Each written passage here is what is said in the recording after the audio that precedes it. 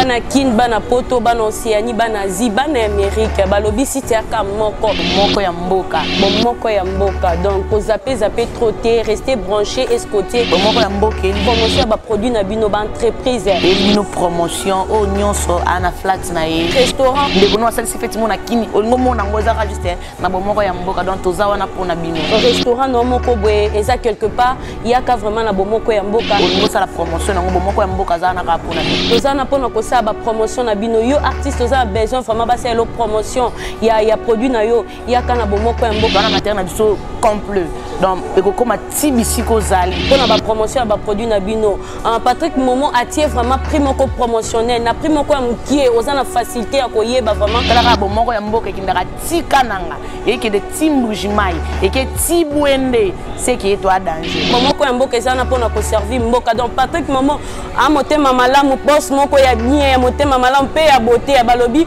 beauté pe ekutaka beauté donc motema malamu wana ya beauté na pe talaka boya vraiment na moko ya mboka eza na pona ko servir bino toza sans frontières.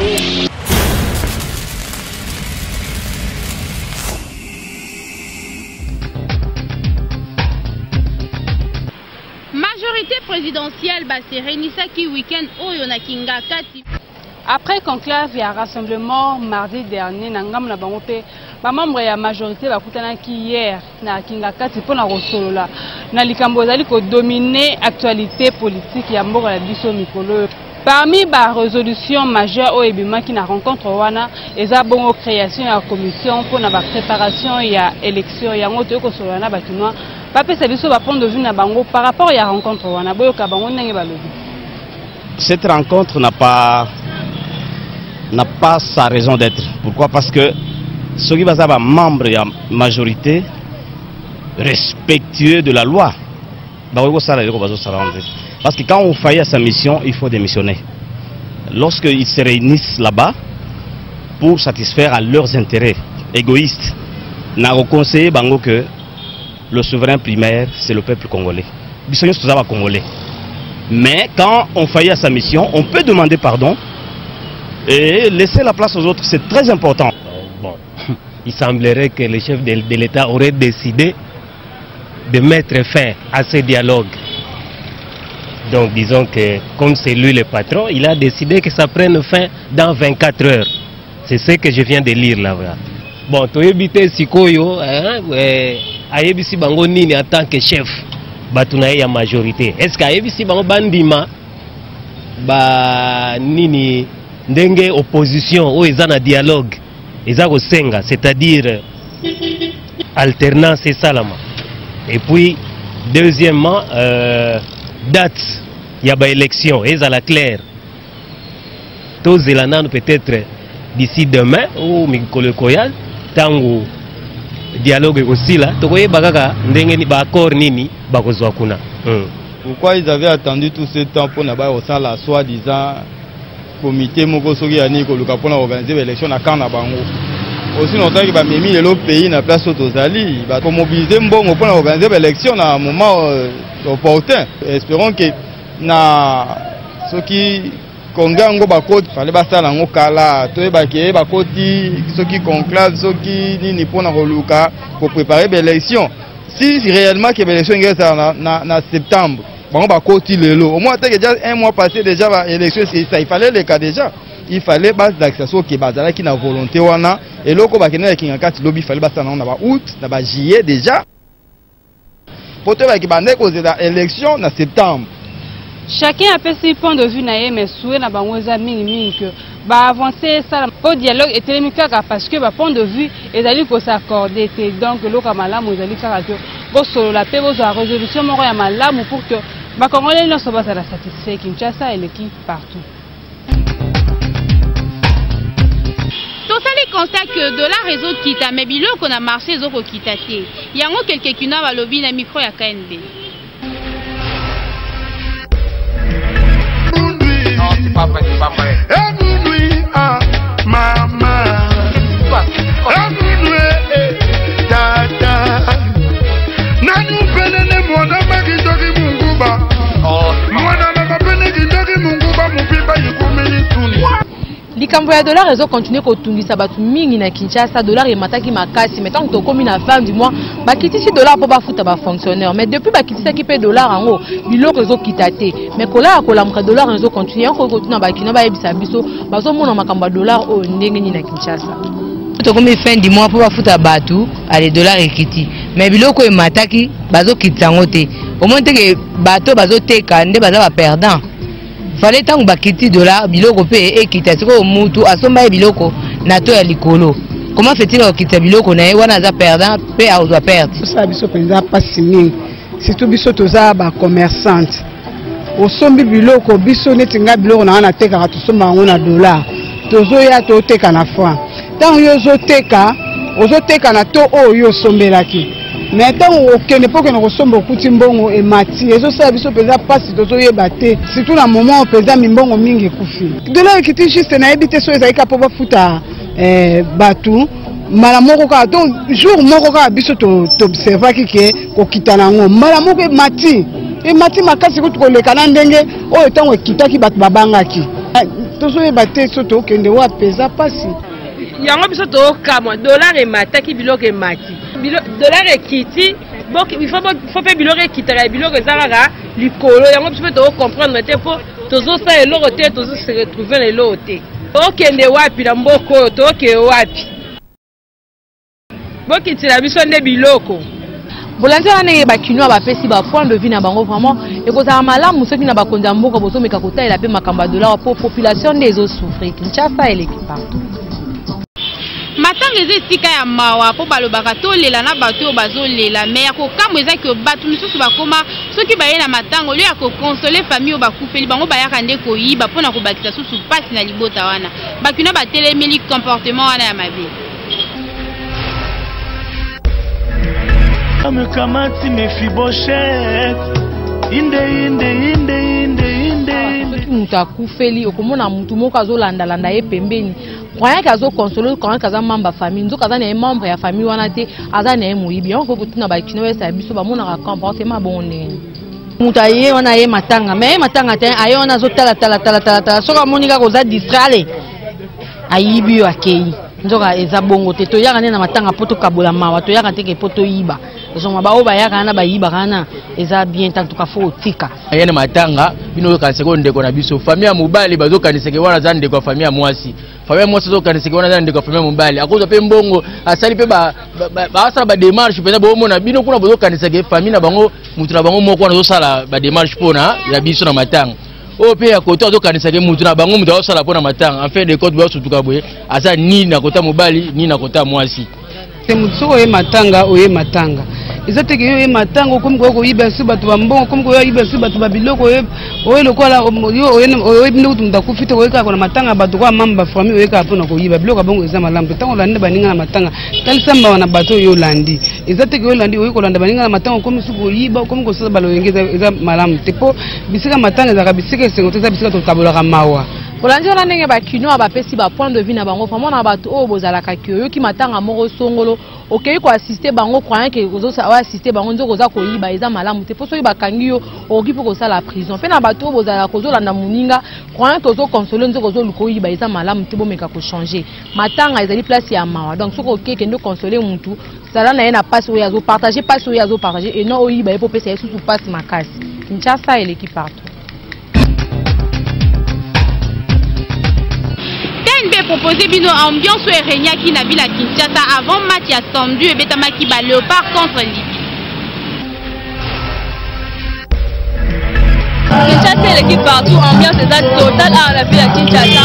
Nakati na ville qui dit précisément la match pour la retour ambiance les avant match. Pour la retour na batenu si et que ba supporter ya Léopard comment est-ce que baza ko se préparer pour côté la match à l'élo. Pour ka ndenge ba lobi na micro ya KNB. Donc ambiance déjà avant le match, pendant les matchs et après le match, ambiance est toujours totale. Parce qu'on a autant de match dans le stade. Il y a déjà na Kasavuvu awa, na zombi la déjà awa. Donc avant match, après match donc on est dans le stade. Donc match les obeta mais un match il y a famille toninité. Donc tous obeta match Congo nem tous obeta. Donc ça on a déjà que le système est aboué. Bouchezo tetuka, bouchezo katana, donc ça veut dire que et c'est ngozali. En destination de stade. To bois déception à Snell. Snell a déception à biso belé. Au varaboué. Tant que mbunzo ngebe tamaga o kuweke. Donc vos homo na action tout. Et pas nanga tozali 15h 45 5e mon écart. Donc à 17h30 là donc misu ba matali kwa nzete. Misu ataka match til kwa nzete. Na SMS mais là azotane tabi na René mais sentiment mboka. Belé poto ebi RDC lelo batu ba komena ndenge mwa mkiete poto ko gagner na ndenge mwa mkiete.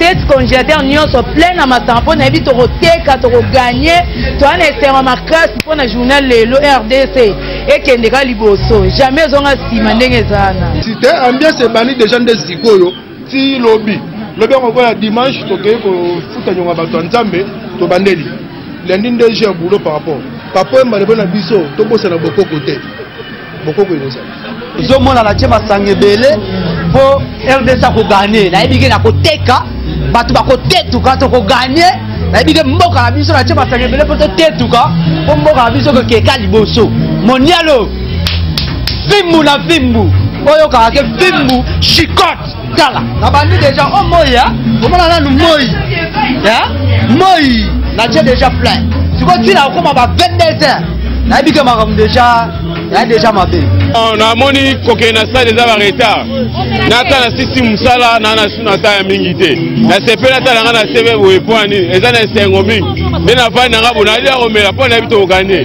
bana victoire na so asi na ba bolas bamboka na terrain esengo za to ba kolia fimbu déjà lelo bana fimbu pendo wate ko ba fimbu lelo ndebe sai pa na biso lelo na tina banango de yabo ebo so ma de tina esengo sege mbongo nyoto tuna bimisa ile aussi la nango na choisi pour na sepela yanzo to na ngai na sepela to kinenge ba tenancier pe ba supporter de le vent ba lobby donc match etikala ka loisir te comment faire na niveau économique osunga bato oyo baza na ba terrasse na ba bar pour rekosa ba mbongo donc ba condition ki pe ba s'organiser bien na niveau wana masolo match oyo rekosa mbongo mingi na mboka ya RDC biso ka ni beto souhaiter ka bonne chance au Léopard Chassa et l'équipe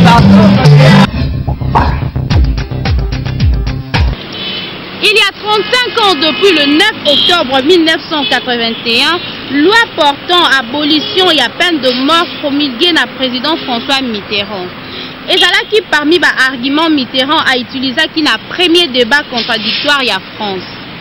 Historique et pratique, il y a des duel médiatique en France, des sujets à proposer bino dans le cadre de la rubrique Bongwe Sala. Olanda ndenge je ya maloba misu pe un mot mal placé ekoki koyinisa yo mokili mobimba. Il fallait attendre 2007 pour Ségolène Royal, candidat socialiste, première femme, qui a participé à un débat télévisé présidentiel Oyoaza, actuellement ministre français à l'environnement, contre Nicolas Sarkozy, candidat favori à UMP. Émission Zalaki présentée na Patrick Davor na Arlette Chapeau. Ne le sont plus. Et sur ce point-là, je ne laisserai pas l'immoralité du discours politique reprendre le dessus. Je ne sais pas pourquoi Madame Royal, d'habitude calme, a perdu ses nerfs. Non, je ne perds pas les nerfs. Je suis en colère. Ça n'est pas pareil. Pas de mépris, Monsieur Sarkozy. Pas de mépris. Je n'ai pas perdu mes nerfs. Je suis en colère. Vous permettez? Vous permettez? Et il y a des colères très saines et très utiles. Je ne sais pas pourquoi Madame Royal s'énerve. Je ne m'énerve pas. Je suis en colère. Qu'est-ce que ça doit être quand vous êtes énervé alors? Nicolas a gagné, mais 7 ans après, le 2 mai 2012, François Hollande a été vengé au Azalaki, maman ya bananaye, Ségolène Royal. David Poujadas na Laurence Ferrari, n'deba présenta qui émission au Talamaki n'a plus de 17,79 millions de téléspectateurs en France. Mais il faut qu'on y ait que et l'andama monte mobimba. Vous venez de nous faire un beau discours, on en avait la larme à l'œil.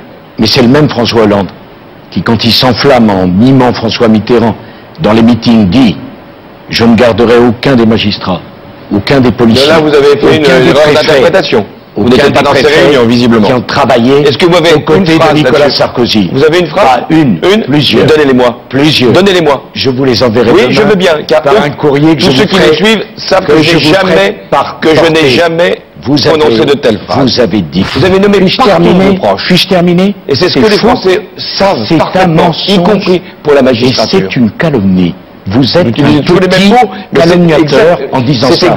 Débat médiatique oyo il faut koyeba que se préparer na ba coach en communication et surtout na ba stratégie politique oyo bakolakisa yo na ndenge nini okoki ko se tenir, ko s'exprimer et surtout ko gérer adversaire na yo car ba décision ya vote ya ba électeur ebele ezwamaka kaka après ba émission wana. Na RDC tobosana pour constitution ya ezalaki pour élection ezalaki na 2 tours. Tangu kaka ba modifier élection na tour moko idée ya ba débat contradictoire kutu tobosana. Démocratie eza na ba exigence na yango. Kinshasa eleki partout. Bana kin, bana poto, bana Océanie, bana Asie, bana Amérique, balobi sitiaka moko ya mboka.